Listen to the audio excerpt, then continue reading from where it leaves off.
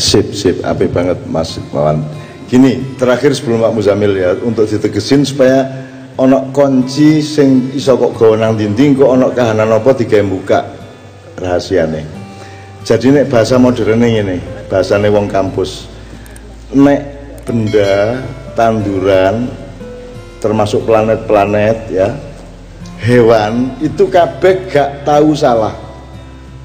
Mereka semua pasti benar, karena semua yang mereka lakukan itu langsung merupakan perintah dari Allah Subhanahu wa taala. Jadi kalau macan mangan kidang, ojo dianggap macan kejem. Jadi orang modern ini begitu sombongnya sehingga kalau ada orang ngawur disebut hukum rimba. Padahal rimba itu adalah ciptaan Allah dan mesti bener, kalau salah. Itu namanya organisme. Nah, manusia disuruh jadi khalifah untuk bikin organisasi. Arahnya organisasi itu adalah meniru organisme ciptaan Allah. Ngono rek. Jadi mulane Hasto Broto tadi adalah kowe kudu iso kaya pitik. Kowe kudu iso kaya lemah, kowe kudu iso dalam konteks lain kudu kaya banyu, kaya api, kaya geni dan seterusnya. Itu kita meniru organisme, karena organisme pasti bener. Anda jangan terus ngomong Gusti Allah kejem ya gawe neraka. Malaikat Israel itu pembunuh massal, ngono. Kowe ngarani ngono kuwi. Bawen dina mateni wong lho, Mas. Malaikat Israel. Terus kamu bilang malaikat yang paling kejam adalah Israel, ngono. Itu berarti Anda tidak bisa menemukan harmoni antara nilai Islam dengan Jawa dengan Barat. Gitu ya. Aja terus kaya iku malu, kaya apa? Ana wong sing rajin ibadah, kelakuannya apik tapi melarat. Gak dikek rezeki akeh karo Gusti Allah. Ana wong sing molimo, narkoba barang suwoge, klemis, raine seger. Gak matek-matek iki ana. Ya, terus Anda bilang Tuhan tidak adil. Anda bilang Tuhan tidak adil karena Anda tidak tahu skalanya. Bal-balan itu nek gurung 90 menit ojo dinilai durung final itu. Nek 90 menit 2-0 cetha wis. Kan gitu. Nah sekarang saya tanya, ibarat bal-balan 90 menit, uripmu nek dunia iki menit keberapa? Kamu tidak bisa menilai apapun di dunia sebelum sampai ke menit ke-90. Menit ke-90-nya adalah kiamat nanti itu. Kiamat itu pun bukan kiamat. Kiamat itu kebangkitan. Kamu dari uap menjadi air, atau dari air menjadi es, atau kamu dari ulat menjadi kepompong, dari kepompong menjadi kupu-kupu. Jadi kiamat bukan hari akhir. Kiamat itu hari akhir dalam arti turnamen yang pertama, babak penyisian. Menurut Jadi Pak Joko tadi mengatakan sangkan paraning dumadi kuwi innalillahi wa inna ilaihi rajiun. Kuwi kok Gusti Allah bali nang Gusti Allah. Itu bukan pedoman orang mati, itu pedoman orang hidup. Itu teman sekalian ya. Nah, Kiai Kanjeng tadi itu memberi contoh aja bahwa iso wong Jawa mimpin dunia. Iso. Neng justru karena kalian itu hebat, maka orang Barat dan orang-orang di luar Indonesia khawatir kalau sampai wong Jawa gaduk karo Islam, Gus gak ono sing iso ngalahno. Mulane saiki diide-ide kaya apa gak mati-mati. Gak mati-mati. Islam diuelek-elek kaya apa tetep TV ya tetep Islam isine. Gelem gak gelem masih mek jamaah ngono wis gak masalah wis. Penting ono Islam. Ya tak gak. Tapi mereka tidak berani meninggalkan Islam. Islam kok elek-elek kayak apa, nggak teror jari Islam, ono iki anti Pancasila jari Islam, memecah belah Indonesia jari Islam, gak apa-apa elek kono. Ya sakarmu, tapi kalian tidak akan pernah berani meninggalkan Islam. Adzan di dinti tetap, selawatan di dinti tetap apa di Jawa Timur ini. Salatu wassalamu alaikum, mesti ono tuh. Ya Imam al-Mujahidin, wis gak entek-entek wis. Gak iso kan ngalahno Islam. Makanya mereka itu cemas. Mereka tahu Islam itu benar, maka mereka ingin menghancurkan Islam. Sebab nek Islam itu berlaku, mereka tidak bisa nyuri, tidak bisa ngerampok, tidak bisa mendustai Anda, tidak bisa ngapusi Anda. Itu ceritanya. Nah, oleh karena itu pendidikan Anda kita semua ini harus sampai kepada kesadaran harmoni antara tiga hal tadi itu. Jadi kuliah itu untuk barat, tapi itu bukan satu-satunya pendidikan.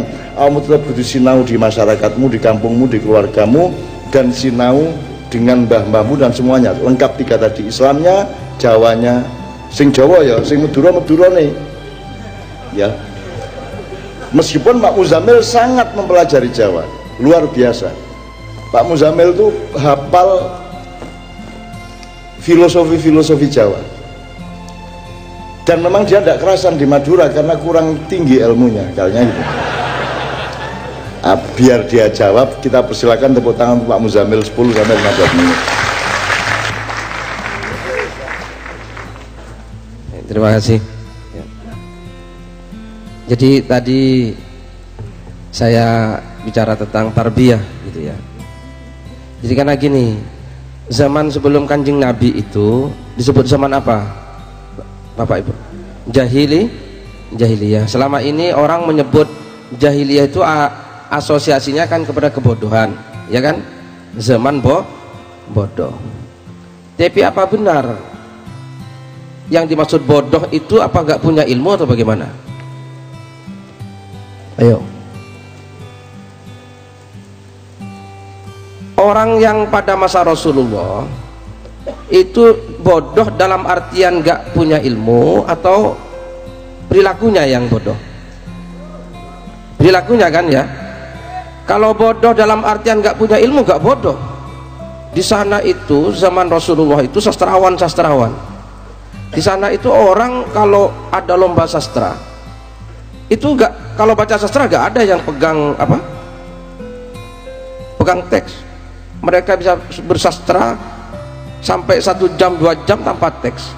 Dan sastra itu bahasanya sama di akhirnya, kalau i semua. Itu ya. Coba bayangkan itu orang. Jadi bukan bodoh secara intelektual. Nah, ini sekarang yang perlu dipahami di masyarakat modern sama kita sekarang, dalam puncak ilmu pengetahuan yang oleh kita dianggap sekarang zaman apa ini? Ilmu pengetahuan, kira-kira orang ini masih jahiliyah atau sudah tidak jahiliyah? Ayo. Apa? Nah, sekarang saya tanya, kalau Indonesia gitu ya, dengan kekayaan yang melimpah gitu ya, kekayaannya melimpah, gedung-gedung yang tinggi besar, kemudian ternyata konfigurasi apa peta kekayaannya ada satu orang kaya di Indonesia yang kekayaannya sama dengan 100 juta orang miskin di Indonesia. Kira-kira ini bagaimana ini?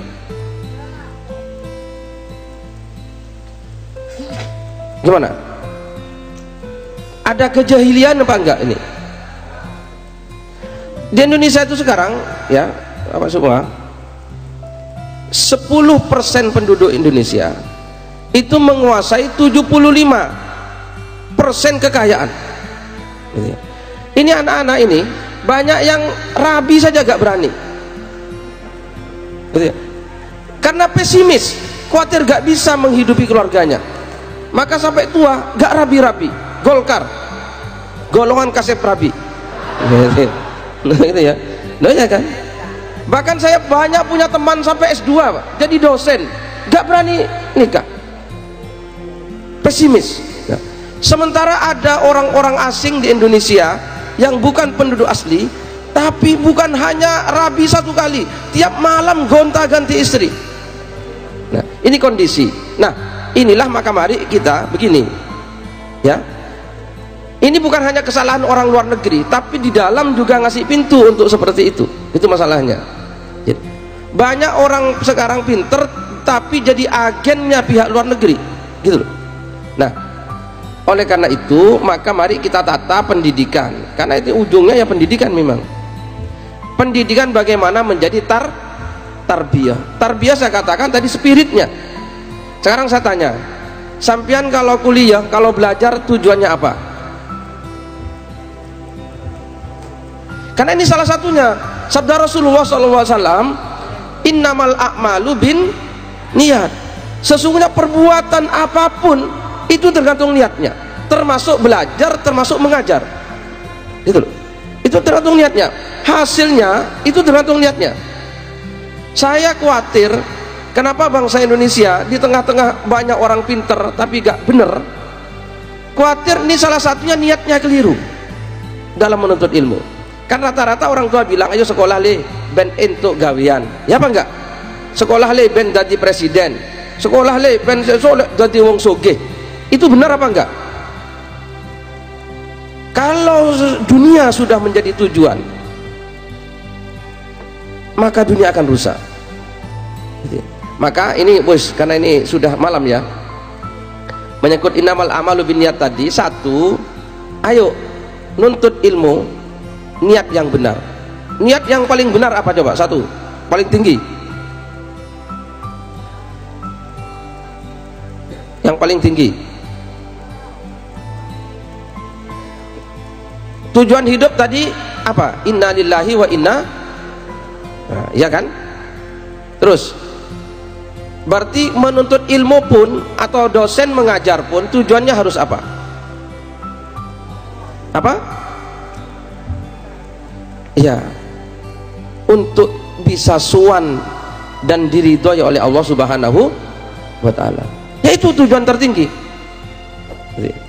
Jadi sampean kenapa belajar, orang tua menyekolahkan putra putrinya, ayo tujuannya apa? Supaya mendapatkan ridho Allah Subhanahu wa ta'ala. Itu loh. Itu harus tujuannya. Nah, kalau itu tidak bisa, bolehlah yang lebih rendah dari itu. Lebih rendah, apa yang lebih rendah? Kalau mencari ridho Allah, itu kan untuk Allah, berarti kita akan hilang, diri kita hilang, jadi gak punya kepentingan apapun kecuali perkenannya Allah. Ini top wali sampean kalau seperti itu. Jadi kalau ada dosen wes ramikir opo-opo, yang penting diridhoi oleh Allah, wali ini bukan hanya sekedar dosen. Karena sudah gak punya kepentingan, tapi kan angil, ya kan? Angil. Maka kalau bisa ya di bawahnya lah, di bawahnya yang si memper. Kenapa kok belajar? Ya, supaya masuk surga. Lumayan kan? Supaya masuk surga. Kan kita ingin surga apa enggak? Lo kan sampean dikdong, sampean jadi bupati, sampean jadi gubernur, sampean jadi presiden, sampean sogeh, lek mlebu neraka kira-kira piye? Kan percuma kabeh, jabatan percuma. Mbok Sakti Mandraguna koyok siapa? Gatot Koco, Walung Wesi, otot kawat, iso mabur, ora tedasing. Nah, tapi lek mlebu neraka kan percuma, ya apa enggak? Sampean mbok punya bojo, jangankan siji, punya 1000 tapi masuk neraka percuma, ya apa enggak? Maka menuntut ilmu kalau tidak bisa mencari ridho Allah, minimal apa? Ben mlebu surga. Oke? Ora iso sik kebayang dunyo. Piye nang dunyo nah kan itu ya. Ya minimal di bawahnya. Kalau nggak bisa itu, ayo di bawahnya apa? Apa kira-kira? Ben pinter katanya, ya Bi. Nah, ya, meskipun pinter ini baru alat loh, Pak. Ya jangan ben pinter, Pak. Minimal ben ora bodoh, ya kan? Nah, itu top. Masih top itu. Ini jawabannya ben pinter. Kalau pinter karena pinter terkadang geblinger, Pak. Ben ora bodoh, ya kan? Kenapa sekolah? Ben ora bodoh. Nah, gitu, ya kan? Gelek ora bodoh kan ngerti, nah ya ngerti, nah ngerti ya. Pinter belum tentu soalnya, ya, ya. Ben ora bodoh, itu lumayan, gitu loh ya. Lek wis ora bodoh kan, insya Allah ya kan, insya Allah sampian berbisnis, insya Allah lah, ya kan?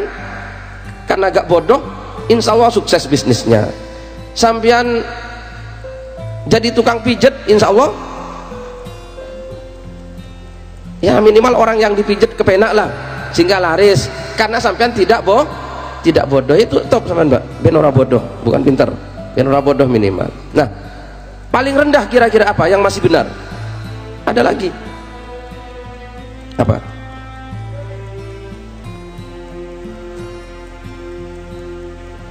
Ya minimal Pak, ini paling terakhir lah sudah. Kalau di bawahnya ini nanti bahaya. Minimal ya mensyukuri. Ini awak waras, pikiran waras. Masa orang sekolah, nah itu kan lumayan itu. Masa orang ngaji, masa orang kuliah. Nah itu minimal itu. Jadi bersyukur karena dikasih akal, karena dikasih abadan yang sehat, dikasih nular Allah sebagai bersyukur. Jadi kuliah karena bersyukur, mengajar karena bersyukur. Nah kalau niatnya seperti itu, insya Allah nanti barokah. Nah kalau barokah, insya Allah dengan semakin banyak orang pinter, semakin banyak orang berilmu, Indonesia akan dipimpin oleh orang yang benar, bukan hanya pinter. Terima kasih. Assalamualaikum warahmatullahi wabarakatuh.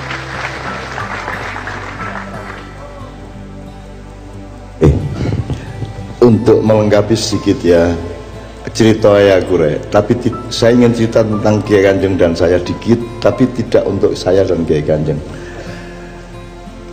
Saya itu aktif kayak ngene iki tahun mulai 1972. Durung lahir sampean. Kalau sama Kiai Kanjeng ini pementasan keempat 3.838 malam hari ini. Nek aku ijen wis gak kepetung tahun 72 dengan berbagai bentuk. Apa aku ketemu masyarakat iki apa? Konteksnya apa? Agama, ilmu, pendidikan politik, komunikasi sosial, kesenian, budayaan, salah satu atau kabeh? Pendidikan politik ono, kudune sing nyelenggarakan pendidikan adalah parpol. Ya ta? Pendidikan ilmu ono, sebenarnya itu sudah cukup tugasnya kampus. Pendidikan keagamaan ono, ya mestinya itu tugasnya ulama MUI, NU, Muhammadiyah dan seterusnya. Tapi saya diminta untuk melakukan semua hal itu, bahkan di luar pengajian pertemuan seperti ini saya kudu nangani macam-macam masalah. Ketika HTI mau dibubarkan, saya menerima tamu berderet HTI sendiri, DPP HTI rombongan 6 orang, kemudian setelah itu Kapolda DIY, kemudian rombongan dari Mabes Polri yang urusannya sama, yaitu Perpu itu. Urusanku apa karo Perpu? Saiki gini loh, yang ingin saya katakan sebagai Anda, aku nulis puisi, aku nulis buku, aku ngelakoni koyok kiai, ngelakoni koyok seniman, ngelakoni koyok ilmuwan, ngelakoni koyok mediator masalah, ngerukuno wong. Saya menghentikan perang suku, saya menyetop perang Madura yang dibunuh Dayak di 4 kabupaten dan seterusnya. Aku ngelakoni koyok ngono sampai tuwek koyok ngene iki, tujuanku apa rek? Nek wong kate dadi bupati, kate dadi presiden itu biasanya kira-kira audiensi karo masyarakat ping piro, cukup ping piro untuk jadi presiden? Kira-kira ping 50 sampai ping 50. Lah aku iki wis meh ping tahu karo Kiai Kanjeng tok, nek aku tok mungkin wis 15.000 20.000 wis gak kepitung akeh. Tujuanku apa rek? Aku saiki dadi apa? Aku iki oleh apa? Ya. Kok aku gelem, kok aku kuat? Sampai jam piro kon tak ladeni nek masalah kesehatan karena masalah. Aku gak tahu ngantuk. Aku gak tahu pegel. Ya, nek soal itu gak ada masalah. Cuman kan aku kudu toleransi, kudu bijaksana lah. Nek aku pengajian sampai subuh terus kampusnya ya apa ini kok jam itu. Kan begitu. Nah, saya ingin tanya Anda sekali lagi, aku ini oleh apa rek di Indonesia? Menurut kon aku ini ndolek apa-apa tak gak? Kepengin dadi apa-apa tak gak? Nek kepengin dadi apa-apa, lah kok sampai 47 tahun gak dadi apa-apa iki apa iki? Kok cek gelem nglakoni terus? Aku takon di seluruh dunia ono ta wong kepethuk koyo ngene sampai jam 1 bengi karo wong sakjane kae iki ono ta liyane? Ini yang diomongkan Pak Muzamil, al-a'malu binniyah walikulli imri'in ma nawa wa man kana hijratuhu ilallah wa rasul fa hijratuhu ilallah wa rasul wa man kana hijratuhu ila dunya yusibuha ila dunya yusibuha ya awi imra'atin yankihuha fa hijratuhu ila ma hajara ilaihi. Ya, aku duwe energi tekan ndi, aku duwe kekuatan tekan ndi, aku iso lungguh ngene iki berjam-jam iki tekan ndi. Kok aku gak loro asam urat ta, kolesterol ta apa? Iki rokok iki konsumsi ta obat. Sapi turute lah. Teman-teman sekalian, saya ingin mengatakan kepada Anda, kalau Anda memang bertujuan mencari ridho Allah, pokoknya ini loh, ojo sampai Gusti Allah ku menesel karo aku, ojo sampai Gusti Allah gak seneng karo aku, ojo sampai Gusti Allah muring-muring nang aku, mek iku tok sing tak jaga. Ilam takun alayya ghadabun fala ubali. Asalkan engkau tidak marah kepadaku ya Allah, seluruh penderitaan di dunia ini aku tanggung, tak loke gini, tak untale gini segala penderitaan. Nek aku gelem ngurban awakku koyo ngono, kira-kira rada dikabulno dongaku ya ta kan. Wong aku wis bayar karo awakku uripku sampai 5 tahun gak njaluk apa-apa. Sing tak kepingin iki Indonesia mben iki dipimpin arek-arek sing luwih bendun. Sing luwih mateng, sing luwih bijaksana, gak udrek-udrekan membela kebenaran masing-masing, tapi memiliki kebijaksanaan ke masa depan. Nah ikut tok sing tak jaluk. Makanya aku ke tahun 79 aku nulis buku Indonesia bagian dari desa saya. Sampai saiki wong gak paham kok Indonesia bagian dari desa saya. Ini loh kok takkan jadi Indonesia gak bagian dari desa saya. Indonesia dan desa saya itu bagian dari saya. Apa aku gede? Lu gak ngono cara berpikirnya. Nah aku bagian dari Indonesia berarti aku berhak jaluk bagian dari Indonesia. Aku tahu jaluk bagian. Indonesia itu bagian teko aku, mergo aku kepingin kaya Indonesia. Aku kepingin ngekain nang Indonesia, aku gak jalur nang Indonesia. Makanya dia bagian dari diri saya, betul nggak? Perutku adalah bagian dari diriku, maka tak kaya panganan. Nah aku bagian dari perutku. Aku jalur panganan lewat usus sekolah ngono sih. Nah saya tidak minta apa-apa ke Indonesia. Aku gak ngenyang, aku gak nguber, aku gak saingan, aku gak royokan, aku gak sikut-sikutan, gak melok kabeh aku. Aku mek njalukan Gusti Allah, ya Allah, sampean tolong bangsa Indonesia iki wis mepet waktune. 2 tahun iki kudu ana perubahan besar atas hidayah sampean. Supaya kok 2019 mulai rada beres titik, tapi 2024 insyaallah Indonesia tangi temenan. Dan yang aku andalkan adalah anak-anakku kira cilik-cilik. Saiki arek SMP ku teko maknya nyatet arek SMP katokan nyatet. Itu Allah yang menunjukkan bahwa memang kita akan